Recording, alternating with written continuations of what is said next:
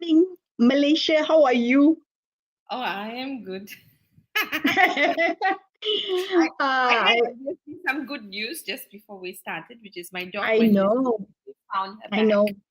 Yes. And I can see the difference. You're Oh, yeah. you're shining now. Yeah. Or a glow. Yeah, for my Luna. Anyway, so good morning. So I like your background today. Yes, I'm in a different place today. We should not get into the details of it, but I thought I'll try with a virtual background, which I'm not really a fan of, but let's see how it goes. Yeah. And I thought we can experiment because we've got a guest who's really adaptable, resilient, and courageous. So he's put himself in our hands and to host him today. So let me tell you a little bit about him. Yeah. So I met Reuben late last year. Yeah, and the first thing that struck me about Reuben was that his openness, his candidness, and his honesty, and his willingness to listen, I think, was something that struck me and why was it that it struck me? Because I thought, here we are with a senior leader, and it was so easy to connect with Reuben, right? And I was a part of a project the ongoing project with Reuben and his team. But let me tell you a little bit about his background, right, Malar? Did you know that he graduated as a mechanical engineer, right? It's like amazing, right? A mechanical engineer. And what he's doing right now is like so different, at least to me, all right? That's all about engineering probably that he did. Then he first started his first job in pharmaceutical industry, in sales. And he never my language. He never left the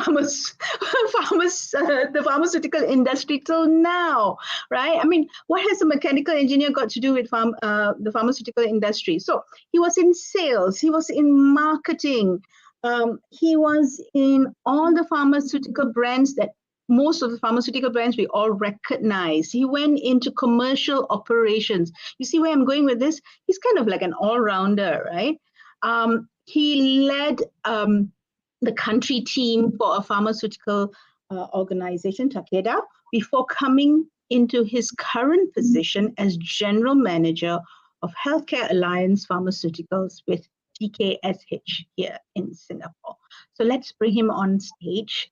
I think we need to have Reuben's vibrancy on stage to add to our own. Okay, then we'll go a little bit crazy. Yeah, I can't say as much as you said, but I know that my first impression and the lasting impression he left is that he is extremely bold to be himself, which is I think the power of the authenticity that he brings in. Okay, let's bring Reuben up. Hi, good morning, everyone. Good morning, Reuben. Good morning, Sharm. Good morning, Mala. Good morning, Reuben. I'm good. Thanks for the kind words. But at one stage, I thought my head was in your hands because you sounded when you do the introduction that my head was in yeah. But I can do you justice in introducing you. Yeah. Thanks so much for the kind words, and thanks so much for the kind introduction. Oh, most welcome, and thank you for saying yes, because a part of the success of these of our shows is who we invite and who says yes to us, and the conversations that we have on air for the next 45 an hour or so. Yeah, so I thought we'll get things going so that we have as much as we can share with the audience, and for the audience also to ask you questions. I know when we were talking about we were chatting in our pre-show conversation last week.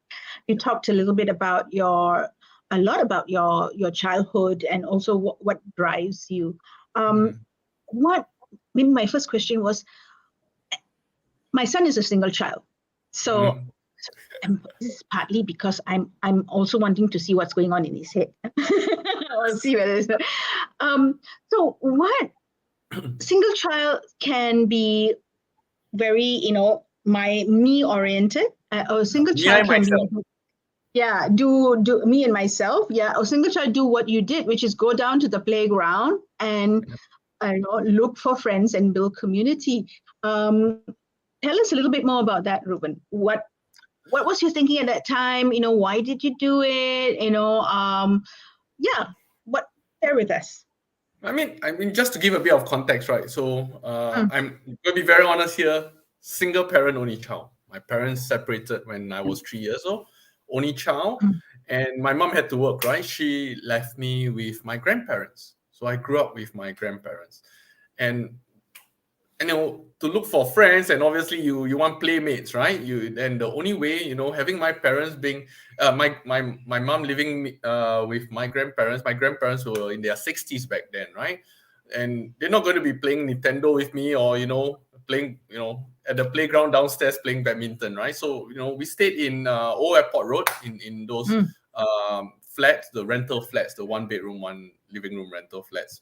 But what's amazing is that there's always badminton courts at the ground floor of it, and all the kids just gather, right? We play all sorts of games, right? You occasionally we play badminton on the badminton court, but a lot of time you are playing catching around the blocks, police and thief. If you fall down, so be it, you just get up and you just play. It's also during this stage whereby all the neighbors know each other, because the blocks are facing each other and all that. They face down at the badminton court. And if your grandmother is screaming at you to come up for dinner, the whole block knows, right?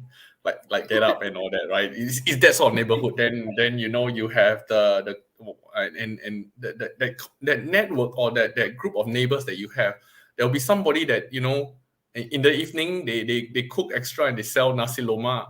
Another neighbor that sells ice packet, the seng pao that we drink when we were young. It's that sort of neighborhood. And then another one runs a convenience store, those, before the 7-Elevens of the world, the mini convenience store in their own home. So that was where I grew up. And that's the type of neighborhood that I grew up. And you look for friends because they're of the same age or slightly older or younger, but you play together, right? And then you play at the drain, you play at the longkang, you play at the canal that's nearby and all that. But it's that sort of environment that I grew up with. So, granted, missing siblings, but then I have a close group of friends, that you just play with and all that. And I went to a neighborhood primary school that's just walking distance. And what happens is that most of your classmates, my school was just 10 minutes walk away. And most of your classmates who stay around the same neighborhood, and after school you end up playing together, right? That was the type of environment that I grew up, that you could see what a group of people can get up to, or your neighbors and all that could hear when you're being screamed at by your grandma, or your or likewise, if your grandma can't find you, by word of mouth, somehow know where you are playing, which block you are up to no good at. To the package. So how did that experience shape you, Reuben, as you grew out of that community, and you moved into university work life, you're even as you grew up in adulthood on your personal life. How did that shape you? How did that experience? I think one of the things at such close proximity, right? And I realized, for example, my grandfather spoke really good English. My grandfather could write very well also, and all that. He was English educated, even though back then, it's not that easy to have an English education and all. So the neighbors will reach out to him when they have letters, formal letters and all that they couldn't understand the content, and my grandfather will help interpret it, or if there's a reply that's needed, my grandfather will help out. That community that works together, they and then you watch out for your neighbors and all that. I can't speak so much that over the years that has carried on, but I realized in that small community, and I got to be very honest here, right? We were not the most well-to-do, the whole group of us, right? Collectively and all that. We are living in rental 1 bedroom 1 living room type of, those flats, right? but everybody just watch out for each other. I didn't even have a toilet bowl back then. Okay, I've got to tell you, it was a squatting toilet, and built up good thigh muscles since then. Yeah. Yes, makes for very good travel resilience when you go into countries that are not so developed yet. But you realize that watching out for each other was important. But it was never about, one of the things was, it's never about whether everybody got wealthier or everybody you wish the best for everyone, but you just want to watch out for each other. I thought that was a very key thing. That part in my childhood whereby you watch out for your neighbors and all that, and then the support local business, because once a week we'll have nasi lemak because we buy it from the neighbor, or we go down to the or I was not a huge fan of seng pao, so I didn't really take a lot of that. But you just collectively as a community or a neighborhood, you work closely together to ensure that everybody's looked after. Yeah. And how did that translate when you first moved in, when you got into the workforce? That looking out and watching out for each other, that support for each other. Like today is nasi lemak day, tomorrow is ABC day, and as much as you like it or don't like it, you go support that person, right? But watching out for each other's back. How did that play for you? Tell us a little bit about that. Draw it out for us so that we know when you walked into the workforce, a new phase in your life. How did that come through for you? So this is going right. I graduated in 2005. In fact, I started working the day before my convocation. Just to give a bit of context, I was desperate to get into the workforce and enjoy. And I realized that the environment that I worked in, from when I first started work, didn't have that watching out for each other. I'm going to call them that I had. I'm not going to call it toxic leaders. I'm more of like negative leaders. That's what I'm going to really share, right? Sometimes it's a very much of with a mantra of a divide and rule. That people shouldn't talk as much, people shouldn't communicate. The leader should be the one holding the power, holding the information and all that. And I struggle with that. I really struggle with that. I actually put it in my list of what not to do instead of what to follow, but what not to do when we are leaders, right? And I thought that was that if I ever get that opportunity to be in a certain leadership position and all that, I need to learn from all these negative experience and how to build a team stronger. I have seen of such environment whereby people don't have that same motivation, right? They just go through the motions. It's just getting a pay. Okay, we go home and all that. In workplace, and this is tough for me because you spend so much time in the workplace, right? And beyond, it's just like going back to my experience of in the playground. You spend so much time in the playground and then you go home and have your dinner and all that, right? You're spending with this group of people and all that. If you're interacting with these people, you are building up relationship with these people, shouldn't more be done? That was one of the things that I struggle with in the initial stage of my career, in the environments that I've been with. So as I share with you now and in my recollection is really that effort to make sure that how can we build a safe space, for people to grow or people to interact and to share, and what everybody should or try their best within this small little community of workplace that they are spending so much time together, that they want the best for everyone, the best outcome for everyone, or how they can grow together, right? And I always felt that this was very important. I have seen teams that have done well. They're very close together. I'm going to break down in my career into blocks of 5 years. In my first 5 years of my career, I've seen a team that worked very well. I worked with a very close team. The salespeople were close. But I'm going to be very honest. The reason was we all reported to a manager that we didn't really like. And collectively, we became very close because... one against, yeah. One all for one and one for all. We were such a close team. I tell you, the five of us that reported, and we were such a close team. And it's unfortunate, right? But then you can see together the teamwork, we share, we find out what are our success, what is our failures, and we figured it out. And for that 1 year that the team was together, we were really strong, we were tight, and we enjoyed success together, even though the manager that looked after us wasn't the greatest. And then after that, opportunity comes along, right? And one leaves. And I tell you, collectively, one by one, within the next 12 months, the whole team was gone because all of us had other opportunities.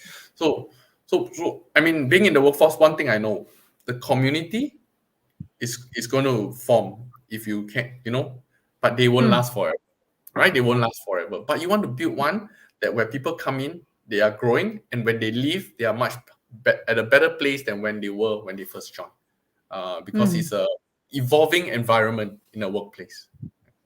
I'm going to ask just one more question, Malar, and then and then I'm going to pass it on to you.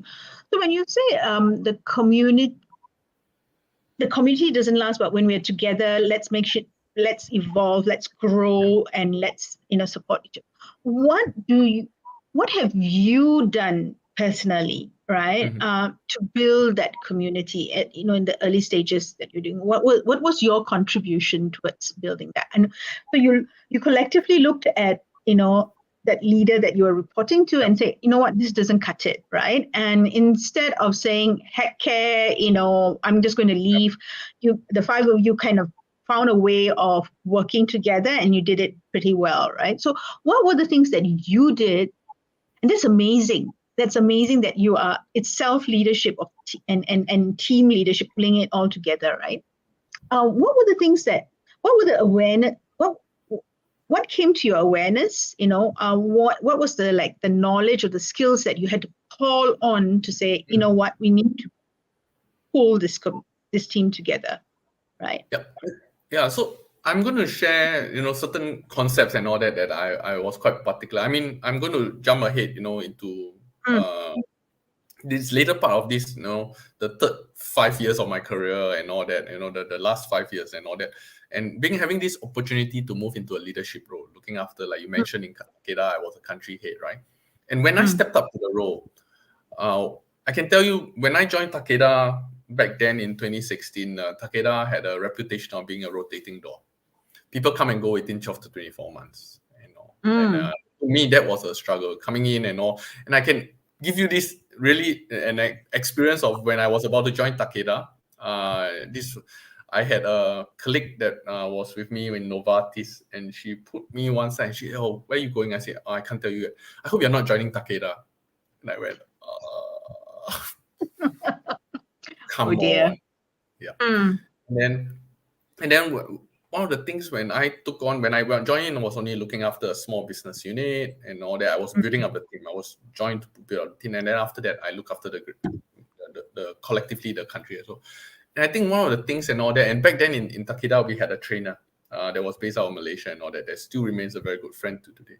And the first thing we did was we ran a training, Speed of Trust. I could tell you, we ran that. And I was so adamant that within the first month that I was the country lead, we ran that training. And then those who were not reporting to me previously, whether they were the sales team, they were a few lines away from reporting to me and all that, I gathered everybody. I had coffee with them, and I literally spelled out what good looks like, the success of how we're going to do for the year. I shared with them the numbers that we want to achieve, where we're going to, how your success will lead to my success, and tell me how to help you. So these were certain things that I ran along, and I thought it was important. They got to trust me as a leader of where I'm going to lead them, because I know previously who was looking after the team and all that was very sheepish about sharing information. And for me, and I think Sharm and Mala, you have spoken to me, information is out there. It's about whether you are willing to share and all that. I'm not going to hoard all this information. I'm going to be very honest here. I believe as a leader, it's not about how much more information I have than you. As long as it's not, private and confidential information and all that, right? I can share it. Sales targets and all that I have had, worked out with, set up by global or my bosses and all that. I'm going to be very honest. This is what we need to do to be successful for this year. right? So that aspect of it is very important. Building up that trust with the people that you're working with and that transparency. I feel my job as a leader, okay, beyond just having all this information, is actually how I digest this information and how I interpret it and how I, the outcome of where this information is.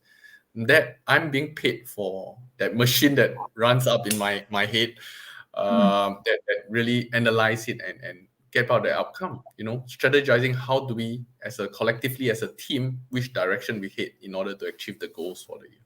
I think that is about leadership. It's not about hoarding of information.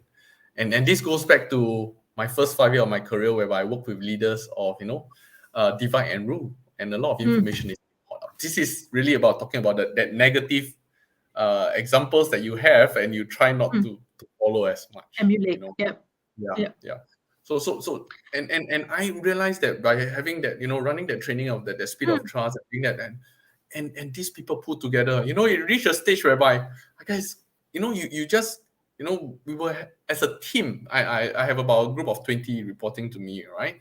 And we will have lunch at the pantry together. We just go downstairs and pick up lunch, and then we go back to the pantry, and you see this big group of, we had a nice long table in Takeda's pantry, and you see like 12 or 15 of us having lunch together, almost on a daily or alternate day basis. How often you see that? And then I had, one of the colleagues say that, this is a team that he's enjoying working with and all that. But I was also frank enough to share with him, and I think this was like 2 or 3 years ago. And I shared with him, look, this doesn't last forever. I was honest enough to know that. Yeah. Because people will grow, and you won't have all roles for everyone. And you just have to accept it. Yeah. In my role in Takeda, and then going back to Takeda, because I spent a good amount of time. I spent almost 6 years there. In fact, I was the longest staying member before finally leaving last year in my Takeda. I had a few of my people who reported to me got on new roles. I had a business unit manager that got offered a role in Takeda, Taiwan. He moved in April last year.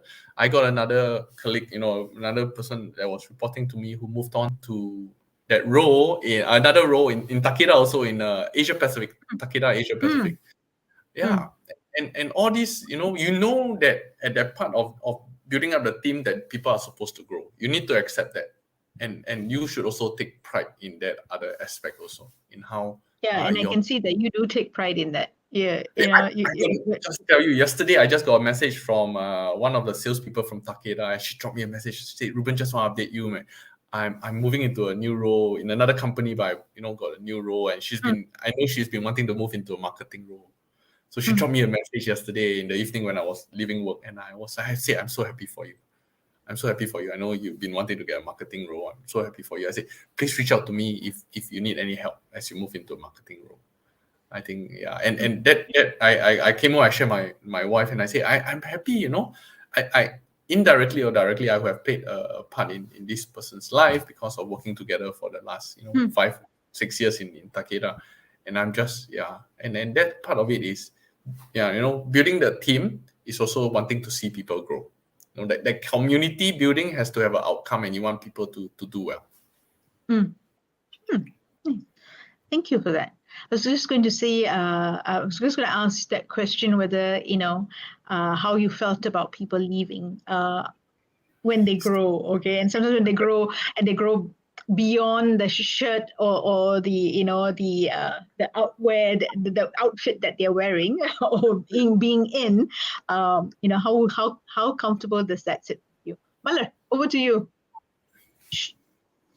Yeah, I'm wondering whether I had the same question for him, actually, for Reuben, because I think what you're saying is ideal. We read about it.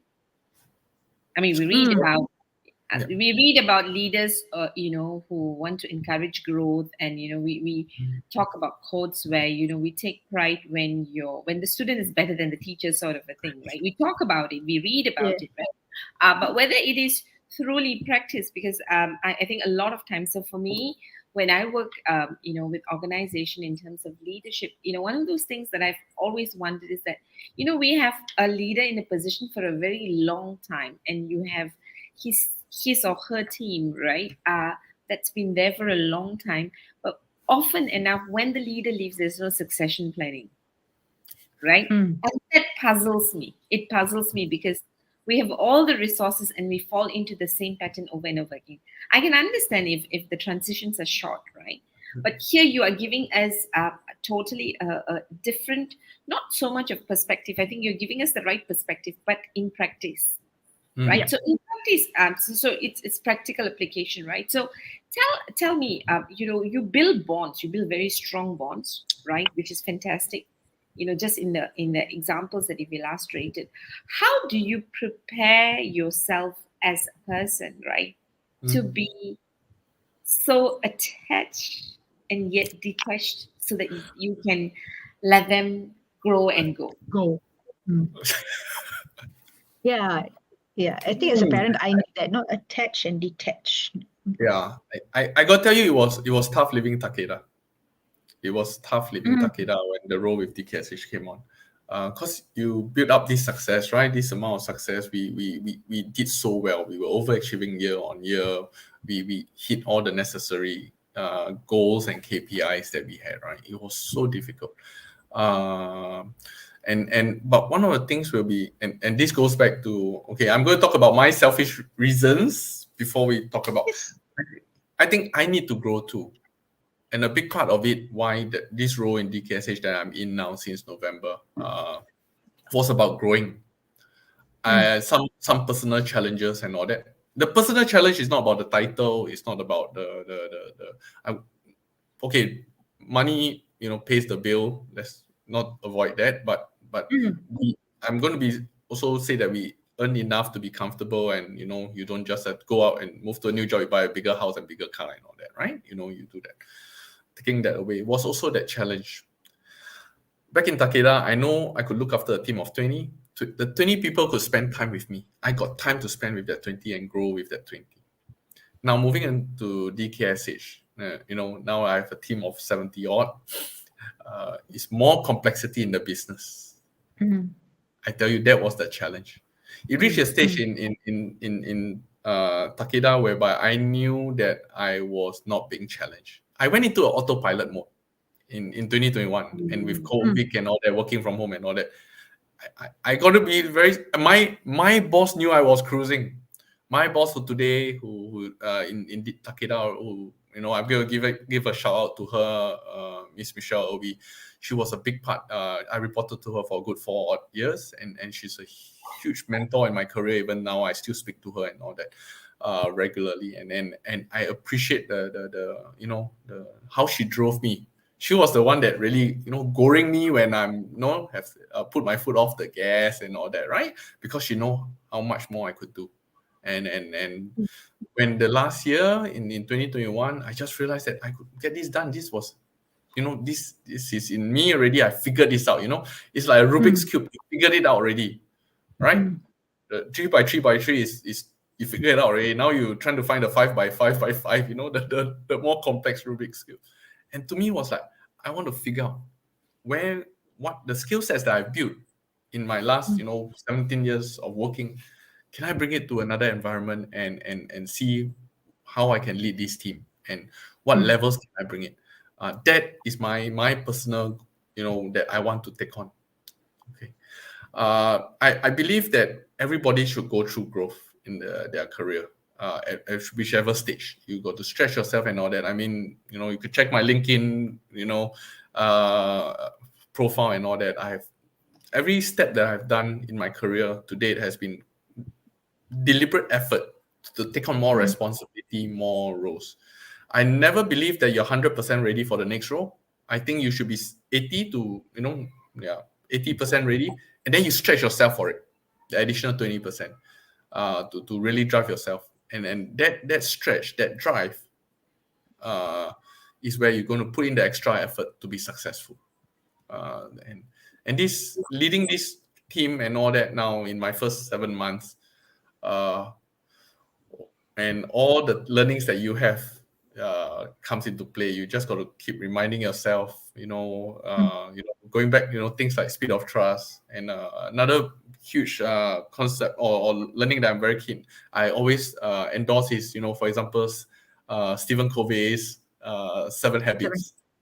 Yeah, I got to tell you that remains this like pin to my wall, right? Like, guys, things that we got to do and all that, Okay, the first few things are quite easy, being proactive, being an end in mind and all that. But the things that you need to really figure out with a bigger team is how do you think win-win, or even the simple things of how do you prioritize, right?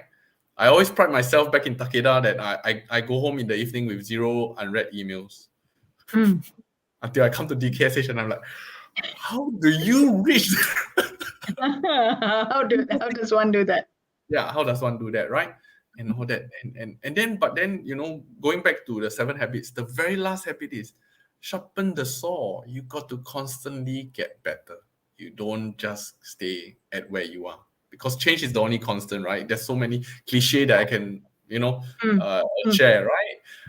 But it's so it was very important for me to be growing, to be stretching. So if yeah.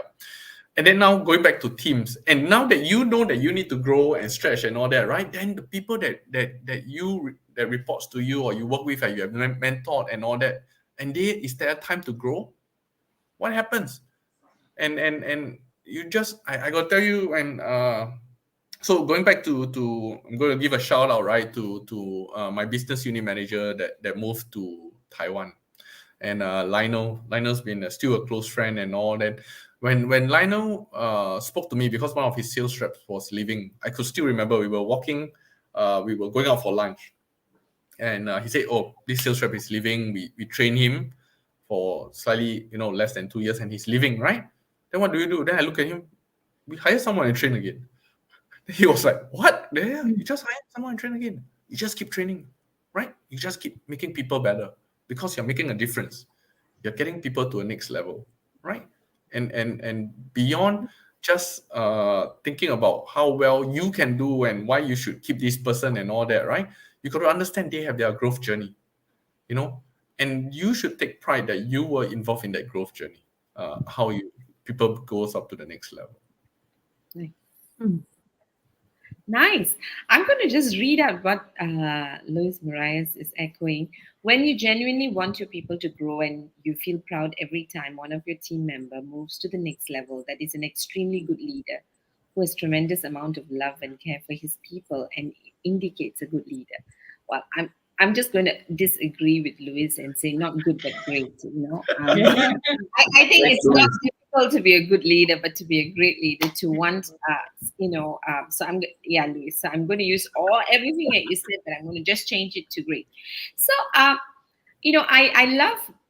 I think one of those things we probably share is the idea of growth, right? Growth mindset. So you've said a lot of things around, why it's important for you to stretch, right? I'm very curious to know, have you ever met people in your team, right, who probably love having you as a leader, but don't share the same motivation for growth?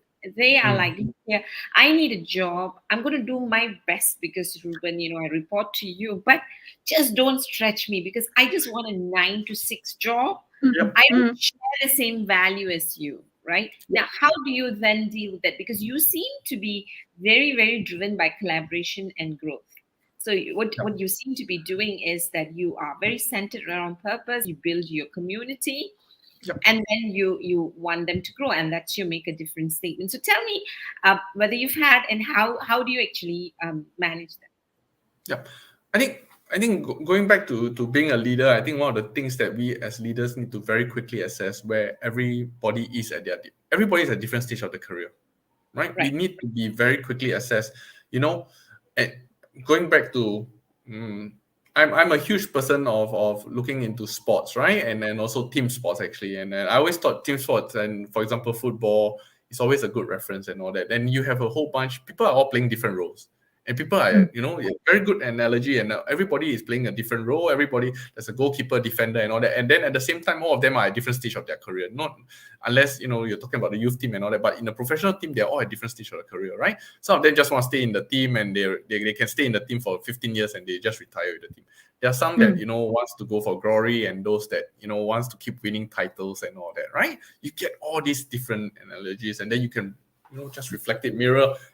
In your own team, you have that, and you need to be assessed to see where these people are. You could quickly got to, assess where they are and what is their personal motivation. It's a must for a leader. We need to know the personal motivation. What's the point of trying to drive somebody who is, I'm good with status quo, boss. I'm good with status quo. I'm happy where I am. But at the same time, you must make sure that they don't slack, right? They get too comfortable. You need to assess whether if they get too comfortable. And my boss in Takeda knew I got too comfortable. She literally told me that you're getting too comfortable in my last assessment back in April last year. and she was trying to figure out a way of how to stretch me. So you need to assess when they are too comfortable. Okay, even though they want to stay at status quo, and then you got to find out what motivates them. Meaning that the bar that you set for an individual that you say that are quite okay with status quo will be a very different bar than somebody that I want to do more. I want to be that person and all that. You need to vary the bar. You can't set a constant bar, right? And where they are going to go to. The level of training you provide for the person, the level of guidance and all, the conversation you have will be very different. And this, going back to the point of, as leaders, beyond that, the fact that, like I already said, we don't hoard information. We are transparent with information, but what we are, paid for and all that is obviously how we think, how we analyze the situation, and how we strategize. And then the other part of it, we must never forget, obviously, is the people aspect, right? We have a bunch of people that we are leading, and they are all different. Right, going to the fact that they all look different and all that, different fingerprints and all that, you got to understand they are a sum or they are product of different experiences, right? Likewise, I'm the sum and product of different experiences. That's my psyche. All these that reports to you have different. And I got to tell you, my biggest struggle is, back then, going back to Takeda, I have 20 people that was reporting to me. I could find out their personal motivation, and because I have conversation with them. I struggle now, right? And this is whereby I need to build good leaders that could tell me and how we could build the team, right? That psyche behind and all that. Beyond just taking the whip and, come on, bring in the numbers and all that, right? Is that, what motivates or what drives these people, and how do we get them to the level that, I think that's very important. Yeah. You don't want to be in a company whereby they are just concerned about the short game, right? The numbers of delivering every month. You want somebody that is more concerned about what's the long term of these people that you work with. Right. But Reuben, why care? Why care? In Singapore, heck care. Yeah. Hold on. I've got a longer version of the question. Yeah. Okay. Because I think what you're bringing out is the ideal that we aspire, right? Pay attention to every individual, marrying personal and professional goals, organizational and personal goals as well. You're saying that all very well, right? But in reality, when we look at business leaders, you have got the business strategy, you've got a lot of business challenges to manage. And what you're doing, what you seem to be doing, is paying a lot of attention to individuals to understand so that you can tie that up at your level, right? As the head. Why bother? It's so much of hard work. Come on. Okay, I have to admit, it's hard work, right? The short game, the numbers. Yeah. Okay, in my career and all that, I had the opportunities to go through certain, leadership assessment. Okay. Discovery insights, for those who are aware. And I'm a classic inspiring motivator. That's where I fall into. And then the other assessment that I've done was Clifton Strength Finder. And then my number one strength is that is communication. My number two is my second strength is relator. And only a third my third strength is competition. So I'm still competitive, right? It's still in the top three, right? But then the other, but you see that relationship matters to me. You see, going back to my strength finder and I realized they all link up, right? The opportunity of going through all these assessments, people was always something that's very dear to me. Nice. Because people are dynamic. People is alive. Every other issue, everything, numbers, issues that you face and all that are dead, and people are the only one true dynamic, and human relationship matters a lot to myself, and that's why I've been a big driver of how I've been shaping my career. Nice. I mean, you are truly a people-centric person. That you've now Quite sealed it. obvious. Yeah. It's like everything else builds around the relationships and people. Sham, I've got one like dying, burning question. Us. Like, um, you're driven, you're excited, you love people. I mean, you're the ideal leader that most people would want to work for, right? I can tell you more applications will be coming. I hope so. Yeah. I hope. How do you? So I love the idea that you bring in personal motivation. You try to understand what drives individuals, which is fantastic, right? How do you? Because we are in the space where well-being is of great concern, right? So you are inspiring, you fuel people, which means that people probably will jump, further than they can on their own with the field that you help them with. Fantastic, right? How do you ensure that the stretch that people are experiencing is not overdone, i.e., overdone, that we all tend to become very ambitious to a point that we get stressed. It affects our well-being, it affects our balance in life, right? So how do you, as a leader, right, how do you play that out with you? I'm not sure I'm the best. Yeah. I'm not sure I'm the best person to share this, but I'm going back to I'm open, right? I'm very transparent. For those who know me, I'm 42 this year. 14 years ago, when I was 28, I had kidney cancer, stage 2 kidney cancer, right? 3 years into my career, I had that was really real, right? That happened, right? And then, I had my left kidney removed. I've been with a single kidney, my right kidney, for the last 14 years. We've been doing well. But then I can tell you, it's a real thing, right? How do I balance that stress that I do face in my role and in the current health condition, if you want to call it, that I face with? But certain things that I go through and I can share is that after that incident, you realize a few things. Death is real.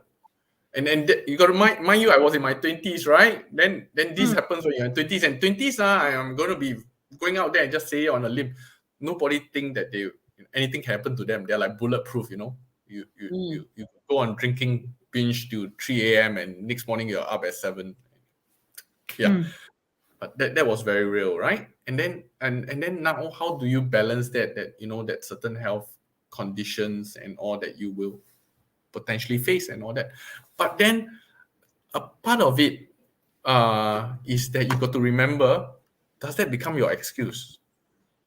You guys, does that become your excuse that, and at 28, I could say, then why do so much, right? Take it easy lah. Yeah, what's wrong? Nobody's going to fault you, right? Because, but then the flip side of that, you realize that because your family and friends that gather around you when you have the episode, then they also got their own life, and you're left to face your own demons. I'm going to be very honest here. You face your own demons, right? And then after that, you just put certain things in action. I had after when I was hospitalized and I got home after 10 days, I could tell you I struggled to walk from the car park to my home, my flat, right? I stopped for every 5 meters for a breath. That was up. And then a month later, even with a huge 40 cm scar and I started jogging. I said, no, I'm going to do it on my own terms. And then I did at 32, I did the Penang Bridge half marathon in 2 hours. 4 years down the road. So you still you do things on your own terms. You got to remember that. And so you're going to tell me that. So like I said already, if you're going to ask me that question, am I the best person to talk about dealing with stress and all that? But then you yourself, as you grow in your journey and all that, you have to understand where are your limits and all that. I know I will never do a full marathon because my surgeon was like, no, not with one kidney. No, you're not going. I said, okay, I'll do half a marathon. Okay, then I see how fast I can do it. I work around it. Right? And then you just do more, you do achieve more and all that. You work within your stress level and all that. It always helps to have a nice steak and a glass of red wine. Food provide some pleasure. I'm just going to be very honest here. And then also that journey and all that. And I could tell you there are certain things that I shut off. Malar and Sharm, you guys on Sundays or Saturdays, you guys going to be hard pressed to find me, right? Because I go into a shut-off mode. And this is where I really have to go back to my being a father. Because I know Monday to Friday, I spend so little time. I mean, I got beautiful opportunity to spend a lot of time with my daughter, watching her grow up during the COVID period, work from home and all that. But now I'm back in office and all that. And I try to make it a point that I could rush home to kiss her goodnight before she goes to bed, but sometimes it's tough, right? And this is Saturday and Sunday whereby, I got to be the father that, and that, I could tell you, spending time with her, and she's now 2.5 going into 3, right? And that takes away a lot of the stress. I mean, I got to, you just got to find you just got to find your comfort place where the stress level just go. And that's what I'm going to tell you, right? Some people buy a new watch. Some people buy a new handbag. Nothing wrong. I'm going to be, the guilty pleasures, I absolutely endorse. I'm not going to say there's something wrong with that, and if that eases down that stress level, releases endorphins and get you, that high and all that, go forth. For me, it's a glass of wine and a nice steak and really watching my daughter grow up. Yeah. Very nice. Very nice. I love it when you said you need to understand your limits. I think that puts us squarely back on track, right? It starts with you. It needs to end with you. You need to know when a stretch is no longer a stretch and it has gone into a stress mode, right? So you can flip either way, right? You can go into stress, or you can go lift the leg off the pedal and cruise, as you said. Right? Yeah. I mean, I can also share. I mean, I just read yesterday, right? My in DKSH, I have a new HR director. I'm going to give a shout out to Daniel. I'm not sure whether he's in this call, and he shared about tough times don't last. Tough people do, right? Another cliche and all that, right? And this is whereby you got to, the tough people last because they know how to balance that stress level and all that. If you're going to go into overdrive the whole time, trust me, you're going to burn out. All right. And then, or if you're not just going to relax, you're not going to be tough. You're not going to be resilient. So very nice. Very nice. I think Vernon's question is a nice conclusion and close to our session this morning. Vernon, thank you for joining us. Vernon, good morning. What is Reuben's best strategy as a leader to minimize office politics and maximize transparency across the office floor? So thanks, Vernon, for the question. I think the key here, and I'm going to be very honest here, I was speaking to my HR business partner, I think back in when I first joined DKSH. So he was saying that, people like to talk and all that. And I said, well, I'm managing a group of salespeople, they naturally like to talk. It's just in their nature. But so those salespeople down, in the corner are like, Reuben saying what about us? But the key here is that people are naturally drawn to building communities and talking, right? They are drawn to sharing and all that, right? Yeah. The key here is that what sort of you want them to talk about negative things or positive issues and all that. I think that's the one thing. If they're talking about negative, they're talking about things. You need to know as a leader, firstly, if you know, are you even aware of the politics that are going on or the cliques that are forming? You need to, as a leader, embed yourself, be very open, be able to sit, with your teams. I can tell you this whole month, I'm having small group gatherings with my, those that are not those reporting to me, but the further downs, I'm having small groups of coffee, breakfast with them, just to understand what are the difficulties and all that. I think it's very important. You got to embed yourself as a leader. Don't sit in your high chair. Get down on the ground, know what's going on, what are the difficulties they face and all that. Learn about it. Okay, that's number one. And then I think the other thing is the transparency. Don't always rely on your leadership team to share. If there's need to be, and now that we have that aspect of virtual, means now more than ever, the Zoom and the Teams that we use, conduct, town halls to very openly share strategies or where we are at and all that, to be very transparent across. Because sometimes your message, you play the game whereby you pass the message from the front of the line to the back of the line. Yep. You know how much get lost. Certain message need to be across the board to the whole team. Make the effort to share with the whole team. Or likewise, me, as I go into this small group, I'll be sharing things that I'm thinking of where we are moving forward in the rest of the years and all that. That same common message. And as a leader, when you're that transparent and you go across the board and all that is the same, same message, then you will bring in a lot of positivity already. That naturally brings that positive because they know that they have a leader that is telling the same thing to every single person. I tell you, tough. I've seen and what is a leader pull one person aside, tells this person, person A this, and person B has a very different message. There's always a cause for concern. Yeah. I mean, but thanks for your question, Vern. Nicely said. Nicely said. Thank you so much, Reuben, for giving us your hour this morning, very, very early this morning. And if I can see your 2.5-year-old, I'll thank her as well for giving Daddy up a little while so that Auntie Malar and Auntie Sharm can have a chat with him. Thank you for your generosity and openness in sharing. Another cliche, there's someone who walks his talk, you are it or you are he. All right. So, and that's been my experience as well. I mean, when working with your team, one of the things that stood out for me and Meenakshi was that the fact that the team was safe enough to ask difficult questions to each other. And I think that's a very clear indication of, and do it with third parties being present, right, and everybody being on board or on at same place. I think that's a mark of what you've created so far in your 7 months in DKSH. So thank you very much for sharing a little bit of your life with us, Reuben. Have a great day. And, thanks so much. You're most welcome. Bye, Mala. Bye, Sharm. Thank you very much for Reuben for inspiring us. And I think for me, my greatest takeaway, if I can say, is that you've put back ideals where it belongs, for people centricity. And at the same time, you are helping us to balance it with practicality by knowing realistically what our limits are, right? So, and I think that's the greatest thing that I take away from you.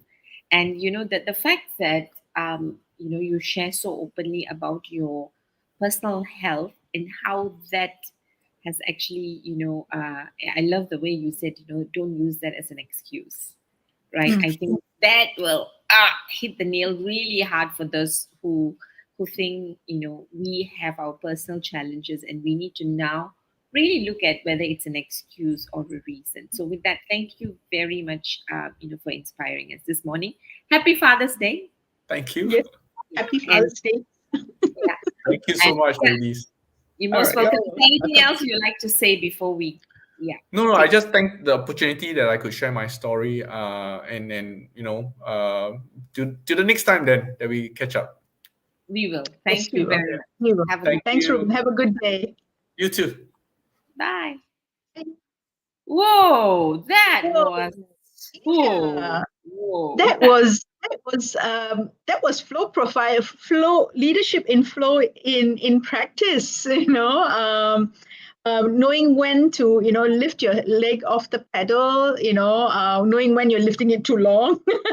Knowing when you're stretching yourself, and that 4% stretch is what we're looking for, not the the moving into stress, and taking ownership of what it is that's that you need to do in order for you to do the best work that you want to do, to build the community that you want. And how do you do it? By fostering relationships that are open and transparent. Wow, amazing. Amazing. I think your new background is giving you new superpowers of summarizing. Oh yes, huh? I think it's the light that's shining, shining straight in my face. All right, nice summary, Sharm. So, it was lovely having Reuben. I think we've taken quite a bit of their time. Yes. So thank you very much for those who have joined us this morning with your question, and all the quiet followers. There were about 9 of them quietly just listening in. So I want to thank you. I hope you've been inspired. For those who are catching up with this later, connect with Reuben, connect with us, follow us. We are also on Spotify. So know that if you can't watch us, you can hear us. And hopefully this has helped you to get into your own leadership in flow. With that, thank you. Till we meet next Thursday, same time, well, same place. Bye.